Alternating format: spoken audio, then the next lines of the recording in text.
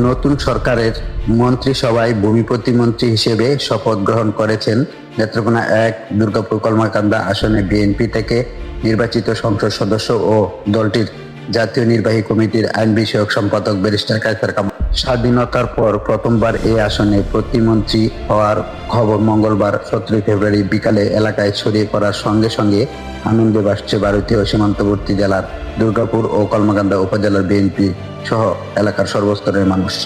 দলীয় নির্দেশনা মতে এলাকায় আনন্দ মিছিল নিষিদ্ধ থাকলেও সাধারণ মানুষের মনে যেন মহা আনন্দের ঢেউ লেগেছে। এই আনন্দ শুধু দুর্গাপুর ও কলমাকান্দা উপজেলাতেই নয়, তা ছড়িয়ে পড়েছে পুরো জেলাব্যাপী।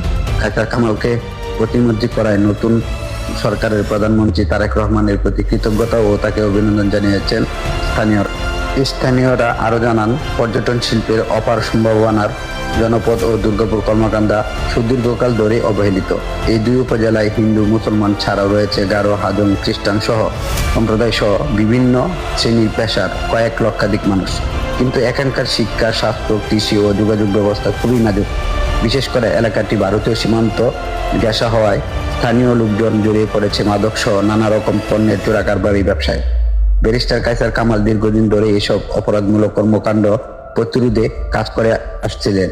তবে এবার তিনি প্রতিমন্ত্রী হওয়ায় এখানকার মানুষের ভূমি সমস্যা সহ নানামুখী সমস্যা সমাধানের স্বপ্ন বাস্তবায়ন করার সুযোগ সৃষ্টি হয়েছে বলে মনে করছেন সচেতন মহল।